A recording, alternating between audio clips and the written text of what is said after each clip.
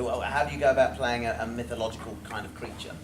Well, you know, something like the leprechaun character, that's kind of, you sort of make it up as you go along a little bit, really. You do a particularly dodgy Irish accent, and then act like a complete nutter, and it sort of works.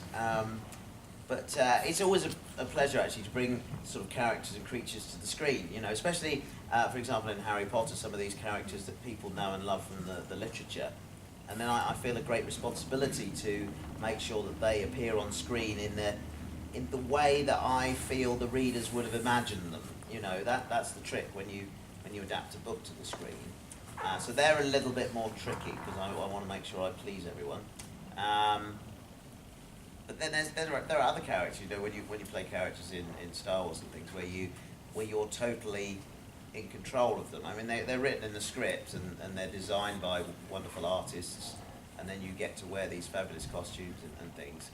But then it becomes all about how you want to interpret what you've read and what you see in the shape of the character and how it looks to bring it to life, really.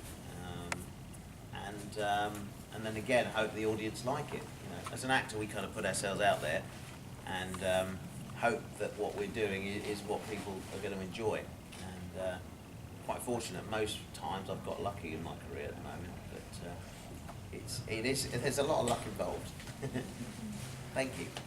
Warwick, obviously you're one of the very few actors, and perhaps the only actor, who's been fortunate enough to work with all of our new Star Wars directors. So you've been with JJ, Gareth, and now Mr. Johnson.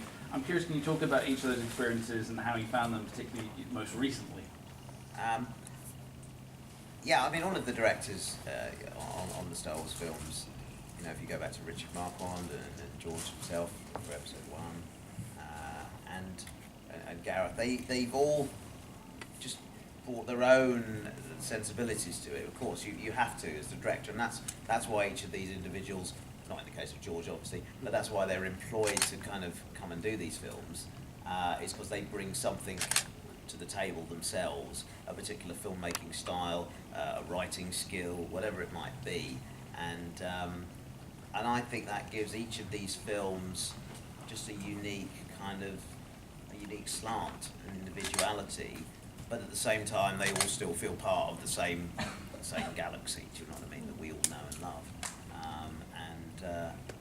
yeah, I think it's great. I mean, Richard Marquand, I do owe him a lot because it's him and David Tomlin, who was the first assistant director. Both of those guys kind of saw 11-year-old me as a background artist, you know, just filling in some bodies in the background, and brought me to the fore and featured me, which was really lovely. I mean, you know, that's again another stroke of luck. But I was able to do things, you know, and interpret this character quite naturally in a way that was quite endearing, and they enjoyed, and Richard, you know, kept just bringing me and putting me in shots and things like that. But Gareth, I was a big fan of Gareth Edwards. I loved his work on Monsters. I'm a particular fan of that film. And I'd actually been to a Q&A, an Empire Magazine Q&A that he'd done, and sat in the audience and asked questions. Little did I know at that point, one day he'd be directing a Star Wars movie. He didn't know that at that point, and I would also be in it. And yeah, it was really fun. With Gareth, though, you never quite know when the camera's rolling. He's one of these guys that just shoots stuff, and it's quite tricky when you're in a creature head. You're never quite sure of what is going to be in the movie and what isn't, and so it keeps you on your toes. Great. Yes, you go. Right. As Disney bought Lucasfilm, Yes. and now Lord of the Rings is done, there's a market for, I was hoping, maybe a sequel for Willow. You know what? There's so much energy behind this now. Everybody's asking about it. Even down on the floor today, tweets about it. Val Kilmer's always asking me about it. It's fun thinking over there. You know, and I've heard, I can't say any names, but I've heard interest from somebody that would be quite interesting to have involved.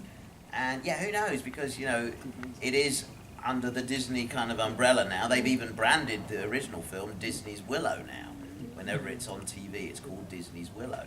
And it's quite sweet when I meet younger children now who've seen it. They say, "Oh, I love Disney's Willow." They actually call it that, which is really cool. So, yeah, I mean, joking aside, I mean, I think it's nice to kind of explore characters, especially the ones in Willow, now that they've aged a bit. You know, obviously I still look as good as I did back then.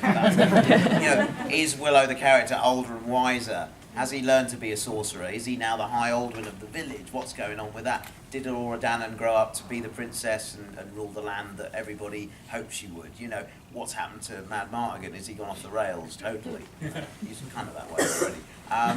So, you know, it'd be interesting to see kind of where it could go. But I'd certainly love to kind of follow it up. And there's a lot of 80s movies being sort of, you know, having sequels made and things. And, you know, a lot of people look fondly to the 80s for being a great decade of especially science fiction and fantasy films. Thank you. Yes? Warwick, I was just wondering if you still remembered the rap from Leprechaun in No. It was something about, I come from the land of the Irish Spring. I forget the rest of it. I got asked to do it once at one of the Star Wars celebrations and made a complete hash of it. So, yeah, no, rapping's not in my nature. Some people it's kind of in their soul, but for me, you know, a boy from the southeast of England, it doesn't come easy. Yes, did you have a question? Yeah. On the topic of Leprechaun, you've been to the Hood, you've been to space, you've been back to the Hood. Are you going anywhere next? There's nowhere else to go, is there? It's ridiculous, really. They ran out of places. They would send it to space. And then back, yeah, the Hood, we went to the Hood twice.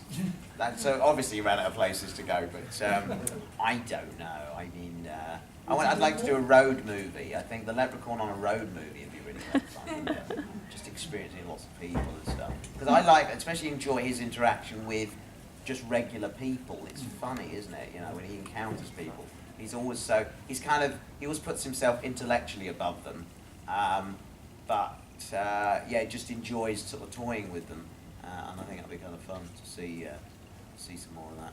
But yeah, who knows? Who knows about that? Yes. Speaking about the characters that you've played, Yeah. and being back in the Star Wars universe, and you're playing like various characters on there. But is there ever been a question of you revisiting Wicket? That's never come up as a topic of conversation. Would you like to?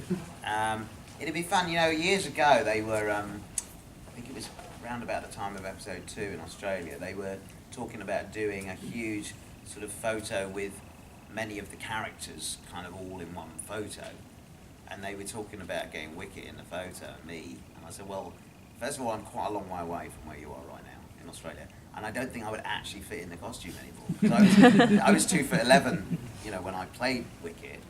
And I'm 3'6" now, so there's a big difference, you know. Yeah, it would have been. I mean, it would have been lovely to kind of been able to be involved with that, but I'm not sure. You know, after you've sweated in the suit for 8 weeks, you don't really want to get back in it, especially after sort of 30 odd years. You know, what it would be like. But it is in the archive. I've seen it as well. You know, it was really, and I was surprised at how small it was when I saw it again. I was like, wow, look, it's tiny. You know, it's really quite sweet. Yes. What advice would you give to any aspiring actors and comedians? Don't do it. No, definitely do. I mean, follow your dreams. Follow whatever people say. There'll be loads of people going, "I'll get a proper job," and all this stuff. You know, and I would suggest though have a plan B. That's probably the compromise. You can tell those people. You can say, "Well, look, I am studying to do this, and I will be able to set up this business as a sideline, so that when there's no acting, I can focus my efforts on this, and this will be my income." Always do that, because, you know, I have lots of other things that I do apart from acting, but fortunately I'm really quite busy in the acting field. But it's not to say that is going to last forever. And in the past there have been times where I haven't worked for, you know, 6 months or so in acting, so it's been quite useful to have the backup plan. So make sure you do that, and just go for it. You've got to be tenacious. You've got to knock on doors. You've got to really push. Don't rely on an agent to do it for you. Just get stuck in and just kind of make the best of it. Grab every opportunity.